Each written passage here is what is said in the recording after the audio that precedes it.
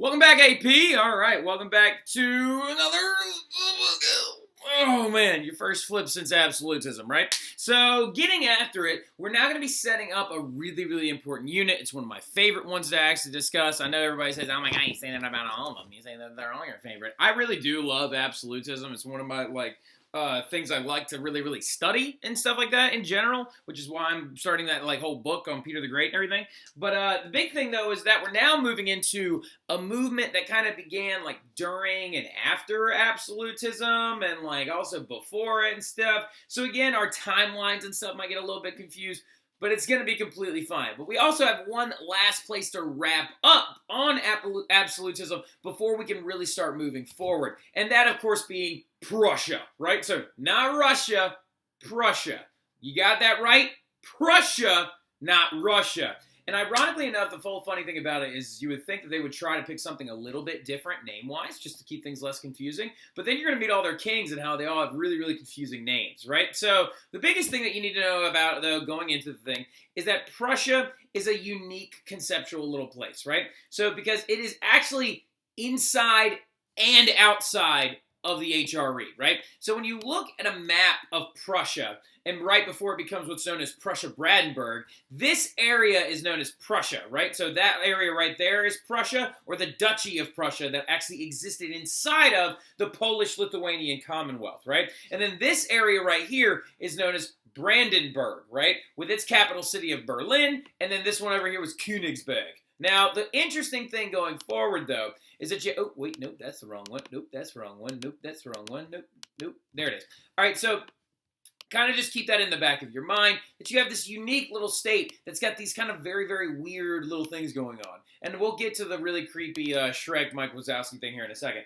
But they started out with very little to no power, but they're going to grow to become massively important, right? So basically, Prussia is the seeds of Germany, right? It is the idea of Germany that will expand and grow into a one-day German power, right? So the leader early on in these two areas was known as the Elector of Brandenburg, right? The Elector of Brandenburg has always historically been from one distinct family. This family known as the Hohenzollern family, right?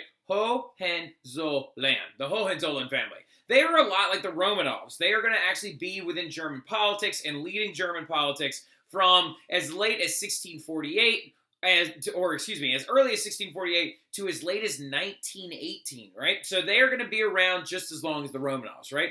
The only power, though, that the Hohenzollerns have that lies in the idea that they help elect the Holy Roman Emperor, right? Because they're one of the electors. You remember the Golden Bull way, way back in the day when we were talking about the Reformation, and the Golden Bull actually was from the Middle Ages and was written by Pope, I think it was Urban I or Innocent I. It's one of those two. But he's going to write this Golden Bull document, which is going to set up 7 electors that pick and select the HRE, the Holy Roman Emperor. And then, of course, they're going to receive bribes. Charles V, 19 years old. Now, the thing going forward, though, is that the only power there really lies with the HRE elector. But then enter this guy named Frederick William, right? Frederick William, or Friedrich Wilhelm, if you're looking to be super German about it, is the elector during the 30 Years' War, okay? Now, the unfortunate part about it, though, is after the 30 Years' War is over, this is going to be what the HRE starts looking like. The HRE comes out ridiculously small, very, very tiny, and very, very weak, right? Not tiny, but tiny in the perspective of power, right? The last great Holy Roman Emperor that wielded a lot of power was Charles V, right? Because his brother and his brother's descendants that were in charge of the Austrian branch that are actually going to receive the Holy Roman Empire don't really exact the same kind of power that Charles did. The actual power of the HRE now begins to lie in the hands of these territorial princes, right? So, however, though, through several different marriages and also some territorial gains, because one thing did end up happening, is that, yes, the HRE Holy Roman Emperor is going to lose power, but the Elector of Brandenburg, Frederick William, was one of those princes, right? He's one of the princes that actually his power begins to grow, and that's where it actually lies with him. He gets some territorial gains. He ends up taking an area right up near the Baltic Sea, and he believes that he is going to use his unifying Calvinist faith as well as new economic principles to grow Prussia-Brandenburg into a territory that will rival that of many other European states, including places like Polish, Lithuanian Commonwealth, Spain, places like that, and the Netherlands. So the big thing you have to understand is that the Prussians and the Prussia-Brandenburg really kind of sought out to be a trade-style empire at first. They wanted to grow their influence, make a lot of money under this man known as Frederick William the Great Elector. No king yet, right? No king of Prussia yet, okay? So Frederick William the Great Elector actually is going to marry the woman from the Duchy of Prussia inside of the Polish-Lithuanian Commonwealth, and he is then going to unite 3 provinces that are underneath his reign and territory. Brandenburg, Prussia, and this place called the Rhine area, which is those little nuggets that were like over off into the western side of that map I just showed you. And he wants to use these places to grow through diplomacy and war. Now, the issue that he has right now is that, yes, he wants to create a trade empire, but it doesn't really work out that well due to the fact that they're positioning and also because the Dutch actually control most of the trading going in and out of the Baltic Sea. The big thing he realizes that maybe, just maybe, I need to actually grow a nice military, right? Because if you go back and you look at the map of Prussia, they are vulnerable to several different degrees, right? They're vulnerable because they're entirely landlocked in this area, right? After the 30 Years' War, they're going to gain this area right here, this territory, giving them more access to the Baltic Sea. But they are open to attack here, through this area in Poland, and all around throughout the rest of the Holy Roman Empire. So Frederick William decides that he is going to grow a very strong military and fortify the country to keep it safe from future invasion. Problem is, though, he doesn't really have nobles that agree with his wanting power and wanting to expand, right? The nobles inside of Prussia are known as Junkers, right? Not Junkers, because that's how you would say it in English, but in German it's Junkers, right? Junkers, okay? So the Junkers are the nobles inside the provinces that exist within his territory in Brandenburg, Prussia, and the Rhine area. Now, the issue he has with them is that they do not want to give money and influence to a new elector, or this great elector in a sense, because they think they're going to end up losing power. And of course they will, right? So the solution that the great elector comes up with is he wants to create a standing army, right? But the only way to create a standing army is to give the nobles some leniency of some kind, right? So he gives them tax breaks on like certain ideas. He reduces taxes down for them heavily, so they will do one thing he needs them to do: dissolve the Estates General, right? So every single European country, for the most part, that we've talked about before, has some kind of noble parliamentary body, right? And the Russians had the Zemsky Sabor, the Parlements in France. You've got the actual parliament in Great Britain, which that thing of nobles and the countrymen have way more power than like actually most of the kings did.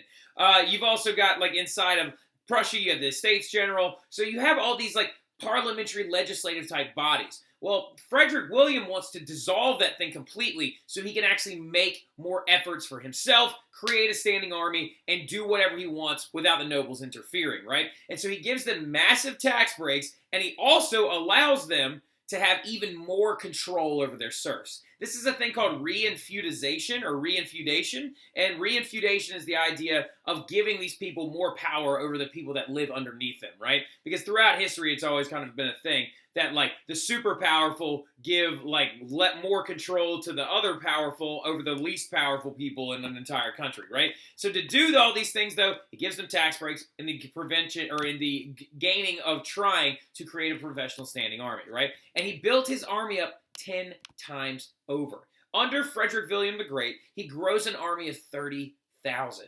This moment is the key, most important part of this entire flip. And it's the fact that Prussians are known for one thing in particular: militarism, right? They are known for the ideas of having a massive army and being able to go off and fight wars whenever they so feel they need, right? This, for example, is one of their unifying forces. That is the Prussian Grand Grenadier, right? Prussian Grand Grenadiers were recruited from all over these different areas of Europe, and they're all soldiers that are over 6 feet tall, right? And they wear a massive hat, which makes them even taller, right? So they basically are creating specialized units and things like that. Oh, also, another thing that's very, very important. Let me double check and make sure that I don't have it on here. I don't. All right, so add this as well. Prussians allow the immigration of Protestants from all over Europe. So similar thing, just like the Dutch were doing, right? They were like, okay, we're going to build boats just like the Dutch. We're going to try and like have a trade empire like the Dutch. Well, the trade thing doesn't work out. So they're like, all right, well, we're just going to have a really big military, okay? And so they're also going to allow the influx of these Protestant nobles and Protestant people to migrate into Prussia, which is going to bring along a lot of money, a lot of investment, and a lot of other like actual like more taxes of the tax people that they can tax, right? So war, though, is essential to absolutism. So if you want to be able to actually stay relevant, you have to get bigger, you have to have a bigger economy, you have to collect more taxes, and you got to grow your actual holdings, right? So the big thing, though, is that Frederick William breaks Prussia away from Poland by doing one massively funny little thing. He actually had this really, really big war against the Swedes, right? Because remember how, like, the Swedes were a really, really dominant force in European politics there for a little while? Thanks, Gustavus Adolphus. Now, the thing about it, though, is he allied originally with the Swedes when they were trying to invade Poland. And then Poland tells him, hey, we'll allow that entire little section of this right here to be its own kingdom completely, and we'll give it to you, and you don't have to report to us at all, and you're no longer a vassal state if you just ally with us and actually turncoat on the Swedes. And he did. So he actually flipped sides during the war, and he attacked the Swedes. And due to this, he's going to actually grow his understanding. He's no longer going to have a vassal state. He's going to have this thing called the Kingdom of Prussia, right? Now, he's also going to establish trading posts in Africa, which is going to lead to the Prussians being involved in the slave trade as well, which is like, why do you have to use that to try and grow your power and influence? But during this whole process, Frederick William the Great Elector, did set up a lot of Prussian traditions that would endure throughout time. Now, his son ends up coming to power a little bit later by 1701, and by 1701, his son becomes the first king of Prussia. Now, technically, he's the king in Prussia. Don't get me started on that whole thing.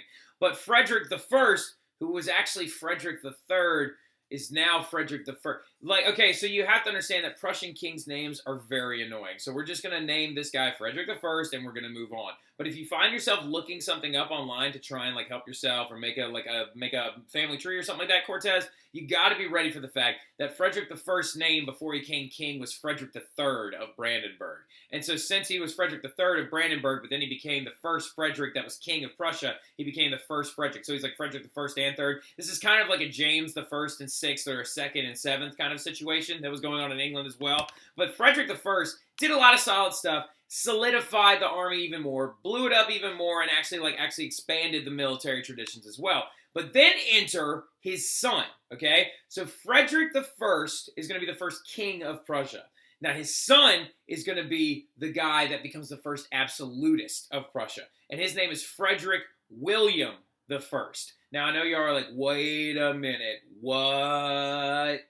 Yes, Frederick William I and Frederick I and Frederick the Great Elector are all different guys, right? So, like, Frederick William I is the one that's known as the Soldatenkönig, which in German means the soldier's king, right? So the thing about it, or the soldier king, the thing about Frederick William I is that he is the true absolutist, right? He wants to get rid of the stupid Junkers all completely and unanimously. He refused to enact some of his initiatives, right? The solution to this is that I can get more money than them when I invite Protestants to immigrate into Prussia even more fully, right? So he starts bringing in Protestants and literally throws the doors open to all the Protestants moving throughout Europe that started under his grandfather, right? And he actually throws the doors open completely and says all people of Protestant faiths are welcome in this country, right? So and he throws the doors open. Since he's bringing all of them in, he taxes them, and so he makes more money than the nobles do in the first place. And when he does this, he creates a military state, which is devoid of a parliament or any local self-government. He dissolves their Estates General, or their Estates General has been dissolved by his grandfather, and then to take their power and influence away, he brought more money into the country, right? So he creates this military state that is completely existent under him. He elects, now this is genius as well. How do you convince, much like Louis XIV, how do you get some of these nobles to like or dislike each other a little bit more? Well, what he does is he actually begins to create a society where anyone who serves in the military outranks anyone who doesn't, right? So, like, there are certain privileges for anyone who serves in the Prussian military over those who do not. So let's say, hypothetically speaking, we've got commoners, which are the students at school, and we've got the nobles, which are the teachers, right? So you've got me and Mr. Wooderson. I was an officer in the military during the war against the Swedes, or the Great Northern War, right? So, like, I would actually have more rights and privileges than Mr. Wooderson did because he never served in the military in our Prussian state, right? Same thing with y'all. In our classroom, since you're common people, you would still have more rights and privileges because Kayla, Callie, Grace, Winningham, and McKenna all served in the military during that war. The rest of you didn't, right? So in the Prussian state, this is kind of like their table of ranks, right? Remember the table of ranks from Peter the Great? It's all about what you do for the state, not who you are. And so basically, in a nutshell, Frederick William I, or the Soldatenkönig, is going to actually set up that entire idea, but informally, without using it on paper, right? Which is a very, very genius thing. And the craziest thing about what he does to the Prussian country is he creates the 12th largest populated country, but it has the 4th largest army, right? 80,000 troops standing at all times, completely professionalized. They're being paid. It is their job now, right? So when you're looking at Prussia, there was all these sayings about Prussia during this time period. And as you can tell, they're going to keep growing, right? And they're going to become a massively important force throughout European politics from this point forward, right? So they're also known as slogans about Prussia after Frederick William I were that it was an army with a state, or a very small state with a very large army, or Napoleon said it best. Napoleon Bonaparte said that they hatched out of a cannonball, right? So go ahead and highlight those two things real quick. And that's all the stuff that we need to say about Prussia. A lot of other teachers like to go into way more depth about Prussia. I don't, even though ironically enough, I love German stuff. It's just not my thing that I want to talk about because it can be very, very confusing. And it's also just a lot of more of the same. You know what I mean? Guy comes to power. He wants to take power from nobles. Nobles refuse. They end up getting in a fight. Taxes, ranks, blah, blah, blah, blah, blah. So the big thing about it, though, going forward is you have to understand the next unit we're moving into, or this current unit. So do me a favor, in your notes, give it a nice little title. Entitle it The Age of Genius, right? So the Age of Genius is what we're going to be using to refer to the two tandem events that are going on at the exact same time, known as the Scientific Revolution and the Enlightenment, right? And we're going to start this entire thing off with a simple little timeline that I made just for y'all so you can actually understand some of the events going on and so you can understand the plurality of themes going on at the time, right? I know Katie Petweet's going to be a big fan of this. So if you go ahead and draw your timeline, right, you're going to notice something that right here on these first few dates, right? So some of these things you don't know what they are.